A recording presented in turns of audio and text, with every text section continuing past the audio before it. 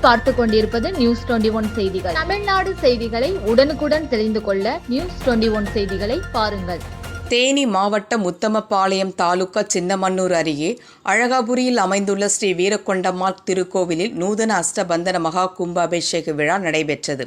முதல் நாள் நேற்று கணபதி ஹோமத்துடன் முதல் கால பூஜை துவங்கி யாகசாலையில் 4 கால பூஜைகள், மங்கள வாத்தியம், விஷ்ணு அசரநாமம் சேவித்தல், விஸ்வச்சேனர் பூஜை, வர்ண கலச பூஜை, வாஸ்து ஹோமம், குடும்ப அலங்காரம், துவார பாலகர் பூஜை, ஆச்சாரியர்களால் வேத மந்திரம் ஓத நடைபெற்றது.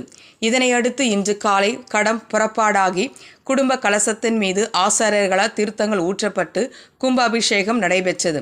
இதனையடுத்து பக்தர்கள் மீது கும்பாபிஷேகம் செய்யப்பட்ட புனித நீர் தெளிக்கப்பட்டது.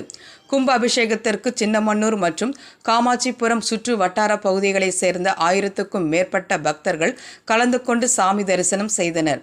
நிகழ்வில் கலந்து கொண்டவர்களுக்கு அன்னதானம் வழங்கப்பட்டது. இந்நிகழ்வை மோதிவார் குல பங்காளிகள் மற்றும் விழா கமிட்டியாளர்கள் ஏற்பாடு செய்திருந்தனர்.